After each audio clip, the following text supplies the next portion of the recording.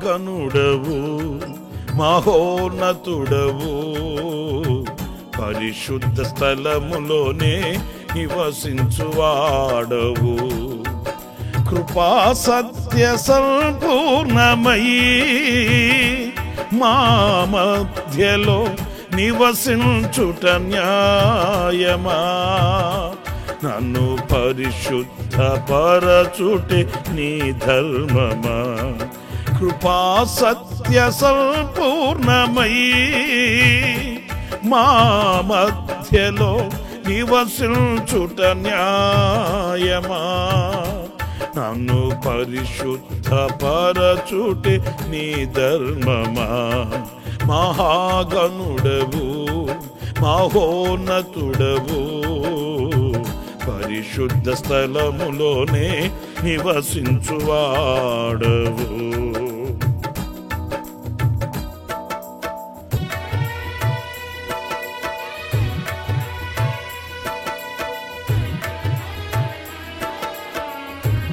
స్తోత్రం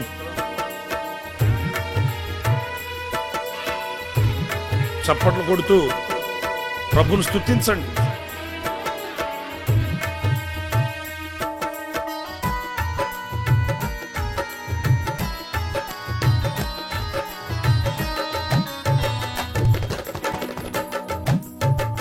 దీన మనసు గల వారికే సమృద్ధిగా కృపను దయచేయువాడవని దీన మనసు గల వారికే సమృద్ధిగా కృపను దయచేయువాడవని నీ సముఖములో సజీవ సాక్షినై కాపాడుకొల్దును మెళకువతో నీ సముఖములో సజీవ సాక్షినై కాపాడుకొల్దును మెళకువతో హల్లెలూయా యేసయ్యా నీకే స్తోత్రమయా హల్లెలూయా యేసయ్యా నీకే స్తోత్రమయా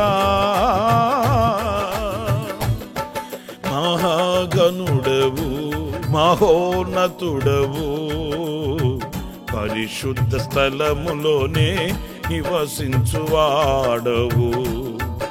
కృపా సత్య సంపూర్ణమయీ మా మధ్యలో నివసించుట న్యాయమా నన్ను పరిశుద్ధ పరచుటే నీ ధర్మమా కృపా సత్య సంపూర్ణమయీ మా మధ్యలో నివసించుట న్యాయమా నన్ను పరిశుద్ధ పరచుటే నీ ధర్మమా మహాగణుడవు మహోన్నతుడవు పరిశుద్ధ స్థలములోనే నివసించువాడవు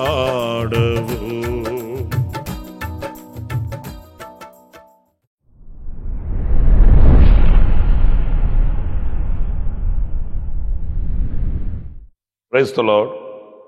ప్రభువైన యేసుక్రీస్తు ప్రశస్త నామములో మీ అందరికీ మా హోసన్నా మినిస్ట్రీస్ తరపున హృదయపూర్వకమైన వందనాలు తెలియపరుస్తున్నాను. ప్రభు మిమ్మల్ని ఆశీర్వదించి దీవించునుగాక. యేసుక్రీస్తు పలికిన మాటల్లో ప్రాముఖ్యంగా ప్రపంచంలో క్రైస్తవులైన క్రైస్తవేతరులైన తలంచుకునే ఒక చక్కటి మాట ఆయన కొండ మీద ప్రసంగించిన ప్రసంగంలో పలికిన పలుకులు. అందులో ఒక మాట మత్తయి సువార్త 5వ అధ్యాయం 3వ వాక్యాన్ని నేను చదువుతున్నాను. ఆత్మ విషయమై ధీరులైన వారు ధన్యులు, పరలోక రాజ్యము వారిది. ప్రియులారా చూడండి, ఈ వాక్య భాగంలో ధీరులైన వాళ్ళు ధన్యులు అనే మాట మనం ధ్యానించాలి. ఎందుకంటే లోకంలో ఒకడు దీనంగా ఉన్నాడు అనుకోండి, ఆయన లెక్క కూడా చేయరు. ఒక దీనుడు సమాజంలో కనిపించాడు అనుకోండి, అతనికి విలువ అనేది అరుదుగా ఉంటుంది. అతన్ని ఎవరు పట్టించుకోరు కూడా, అతను ఏముందులేండి అంటుంటారు. అంటే దీన మనస్సు కలిగిన వ్యక్తికి లోకంలో ఒకవేళ గుర్తింపు లేకపోవచ్చు. దీనుడై విరిగినదిగిన హృదయంతో ఒక వ్యక్తి బ్రతుకుతూ ఉన్నాడు అనుకోండి, ఈ లోకం అతన్ని గుర్తించకపోవచ్చు. కానీ అలాంటి వ్యక్తిని ప్రభు ఎంతగా గణపరిచి మాట్లాడాడు అంటే ఈ వాక్యంలో మనం గమనించినప్పుడు రాజ్యం, పరలోక రాజ్యమే అతనిదంట. ఎందుకంటే అతడు దీనుడు గనుక.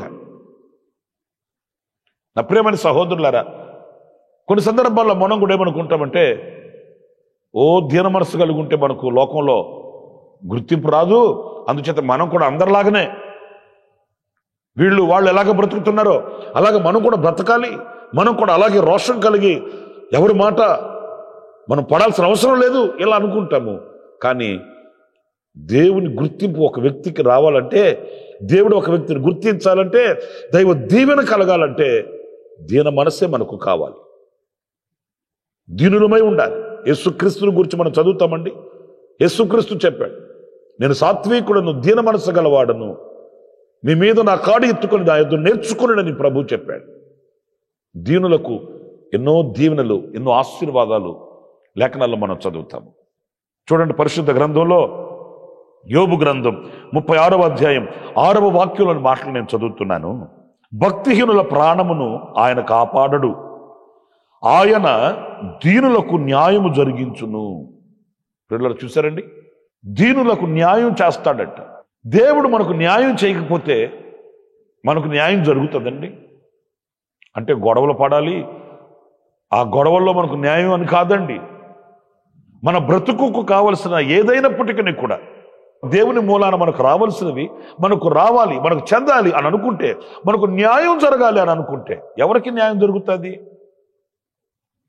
చాలా సందర్భాల్లో మనం అంటుంటాం, ప్రభువా ఇది మీకు న్యాయమా నాయన? నలుగురిలో నేను నవ్వులు పాలైపోతున్నాను, ఆకలి చావులు చస్తున్నాను, తలెత్తుకోలేకపోతున్నాను. ఇలాంటి మాటలు మనం మాట్లాడుతుంటాం. ప్రభువా ఇది మీకు న్యాయమా నాయన? ఎందుకు న్యాయం చేయడాయన? మనం దీనులమైతే, దీన మనస్సు కలిగిన వారమైతే దీనులకు కదా న్యాయం చేస్తాడు. వారి ప్రతి అవసరతలు తీరుస్తాడు. ఆయన మనకు దేవుడై ఉన్నందుకు, ఆయన మనకు తండ్రి అయి ఉన్నందుకు, ఆయన మనకు యజమానుడై ఉన్నందుకు, ఆయన మనకు కాపురి అయి ఉన్నందుకు న్యాయం జరుగుతుంది. ఎప్పుడు అనంటే మనం దీనులమై ఉన్నప్పుడు. దీనులకు కలిగే ఆశీర్వాదాలలో మొదటిది ఆయన న్యాయం చేస్తాడు మనకు. ఏ విషయంలో మనం అన్యాయాన్ని పొందుకొని కన్నీడు కార్చాల్సిన అవసరం లేదు. ఏ విషయంలో నాకు అన్యాయం జరుగుతుందని ఆవేదన పడాల్సిన అవసరం లేదు. నిశ్చయముగా ఆయన మనకు న్యాయం చేస్తాడు దీనులమై ఉన్నప్పుడు. ఇంకొక మాట పరిశుద్ధ గ్రంథంలో నేను మీకు చూపిస్తాను.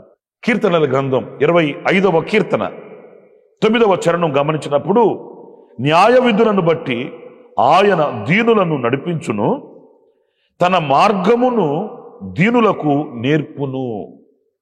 ఎంత మధురమైన మాట చూడండి. ఇక్కడ రెండు విషయాలు మనం గుర్తిస్తే, ఒకటి, న్యాయ విధులను బట్టి ఆయన దీనులను నడిపిస్తాడంట. అందరిని నడిపించడు, ఎందుకంటే వాళ్ళు దీన మనస్సు గలవారు కాదు గనుక, ఆయన చేతిని పట్టుకోవడానికి కూడా వాళ్ళు ఇష్టపడరు గనుక, నేను నడుస్తాను, నాకు కొత్త ఏంటి, మళ్ళీ మీ వెంటనే నేను రావాలనా, నాకు అంత జ్ఞానం లేదా, నాకు అంత తెలివి లేదా? అహంకారులు ఎదిరిస్తారు. దీనులైతే ఆయన చేతిని పట్టుకుంటారు. ఆ చేతిని పట్టుకున్న వారిని ఆయన నడిపిస్తాడంట. మరీ శ్రేష్టమైన మాట ఈ వాక్యంలో, వారికి ఆయన మార్గమును నేర్పిస్తాడంట. అయ్యో బాబోయ్, నేర్పించడం ఎవరు నేర్చుకుంటారండి? దీనులే కదా. అహంకారపు మనస్తత్వం కలిగిన వాళ్ళు నేర్చుకుంటారా? ఎగబడుతారు, ఎదురాడుతారు, పోరాడుతారు, వాళ్ళ హక్కుని ఉపయోగించుకుంటారు. దీనులు అలా కాదు. ఆయన నేర్పిస్తే నేర్చుకుంటారు. నైనా మీరు నేర్పించండి, నేను నేర్చుకోవడానికి సిద్ధంగా ఉన్నాను. నా చేతిని పట్టుకుని నన్ను నడిపించండి, మీతో నడవడానికి నేను సిద్ధంగా ఉన్నాను అని దీన మనసు కలిగిన వారై ఒదిగి ఉంటారు ఆయన సన్నిధిలో. దీనులకు కలిగే రెండు ఆశీర్వాదం ఏంటంటే, ఆయన నడిపిస్తాడు, నడవవలసిన త్రోవను నేర్పిస్తాడు. ఎంత మధురమైన అనుభవమో కదా. మనం ఎవరినో చేయబట్టుకుని నడిపించమని కోరుకోవాల్సిన అవసరం లేదు. ఎవరినో నేర్పించమని బతిమాలు కొనవలసిన అవసరం లేదు. ఆయనే నేర్పిస్తాడు, ఒక బోధకుని వలె, ఉపాధ్యాయుని వలె. నా ప్రియమైన దేవుని బిడ్డలారా, దానికి మన దగ్గర కావాల్సింది దీనత్వం, దీన మనస్సు కావాలి. ఎవరు ఆయన బలిష్టమైన చేతి కింద దీన మనస్సు కలిగిన వారై ఉంటారో వారికి కలిగే ఆశీర్వాదాలండి. మరి ఈరోజు మనం నేర్చుకోవడానికి ఇష్టపడుతున్నామా? ఆయనతో నడవడానికి ఇష్టపడుతున్నామా? నాకు తెలుసు అనుకుని ముందుకు వెళతాము, ఎదురు దెబ్బ తగులుతుంది, ఎదురాడలేక బలహీనపడిపోయి కన్నీళ్ల వ్యవస్థలో అవస్థలు పడుతున్నాము. కనుక నా ప్రియ సహోదరులారా, ఆయన మార్గంలో ఆయన మనం నడిపించడం, ఆ మార్గములను మనకు నేర్పించడం అనేది దీనులకు గనుక ఈ గొప్ప ఆశీర్వాదానికి మనం యోగ్యులం కావాలి. ఇంకొక మాట కూడా పరిశుద్ధ గ్రంథంలో నేను మీకు చూపిస్తాను. అది సామెతల గ్రంథం 31వ అధ్యాయం 20వ వాక్యం చదువుతున్నాను. దీనులకు తన చెయ్యి చాపును. పిల్లలు చూడండి, వాక్య భాగంలో ఆయన దీనులకు తన చేతిని చాపుతాడంట. ఆయన చేతిని చాపితే, ఆయన గుప్పిలు విప్పితే మన పరిస్థితి ఎలా ఉన్నతంగా ఉంటుంది అనేది మీరు ఆలోచించండి. ఎవరికి ఆయన చెయ్యి చాపుతాడు? ఎవరికి ఆయన గుప్పిలు విప్పి తృప్తిపరుస్తాడు? ఓ ప్రార్థించి ప్రార్థించి ప్రార్థించి అలసిపోతుంటాం. ఎన్నో సంవత్సరాల నుంచి మొరపెట్టి మొరపెట్టి మొరపెట్టి కృంగిపోతుంటాం. మేలు కలగట్లే, దీవెన రావట్లే, జవాబు రావట్లే, కొదువులు తీర్చబడట్లే. ఎవరికి ఆయన చేయి చాపి గుప్పిలు విప్పి తృప్తిపరుస్తాడు అనంటే దీన మనస్సు లేక దీనులైన వారికండి. నా ప్రియమైన దేవుని బిడ్డలారా, మన నోట వచ్చే మాట ఆయన అంగీకరించాలి. మనం ఉన్న ఆ దురవస్థలో నుంచి ప్రభు మనల్ని విడిపించాలి, తప్పించాలి, రక్షించాలి. మనకు ఆయన క్షేమాధారమై ఉండాలి, ఆయన మనకు రక్షణకర్త అయి ఉండాలి. మరి అలాంటప్పుడు మనం దీనులమైతే కదా ఆ ఆశీర్వాదం మనకు కలిగేది. మనం ఆయనకి భయపడి లోబడి వినయ విధేయతలతో కనబడితే కదా ఆయన మన కొరకు చేయి చాపి మనం ఉన్న ఆ ఒంటరితనములో జంటగా నిలిచి మన భుజముల మీద చెయ్యేసి వెన్ను తట్టేది. మరి ఈ రోజున ఏ స్థితిలో మీరున్నారు? ఏ పరిస్థితుల్లో మీరున్నారు? ఎంతకాలంగా ఏ విషయాల నిమిత్తమే ప్రార్థన చేస్తున్నారు? అవన్నీ గుర్తించండి, వివేచించండి, ఆలోచించండి. దేవుని యొద్ద నుంచి ఎందుకు సమాధానం రావట్లేదు? ఎందుకు ఆయన మన ఎడల చేయి చాపట్లేదు? ఆయన బలమైన హస్తం మనల్ని ఎందుకు ఆదుకోవట్లేదు? వాక్యం నిరర్థకం కాదే. నీతి అను నా దక్షిణ హస్తముతో నిన్ను ఆదుకొందునని లేఖనాల్లో వ్రాయబడి ఉంది. కానీ ఎక్కడ ఆ దీవెన మనకు కలగట్లేదంటే మనం దీనులం కాదు, విధేయులం కాదు. ఆ దీనత్వాన్ని, విధేయతను నేర్చుకుంటే ఆయన చెయ్యి ఎప్పుడు మనకు దూరాన ఉండేది కాదు. ఆయన చెయ్యి ఎప్పుడు మనకు ఒట్టిగా కనబడేది కాదు.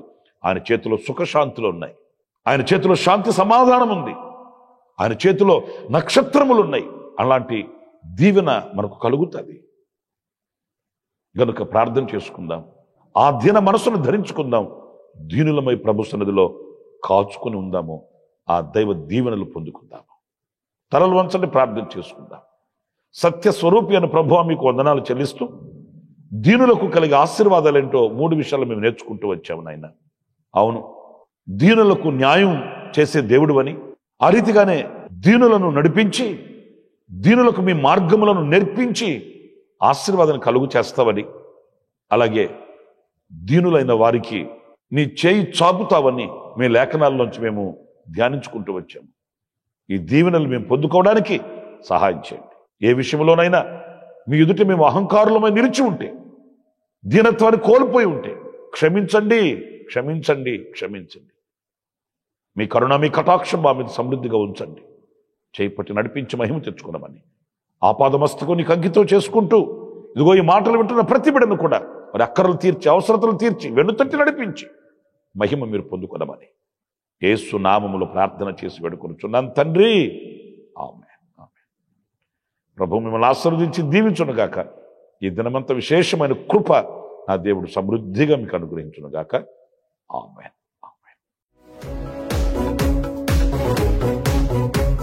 ప్రతిదినము ఈ అనుదిన కృపాను సందేశముల కొరకు, ఇంకా మరిన్ని ఆత్మ సంబంధమైన సందేశాల కొరకు ఈ మా యూట్యూబ్ ఛానల్ ను సబ్స్క్రైబ్ చేసుకోండి. Pastor Ramesh hosanna ministries.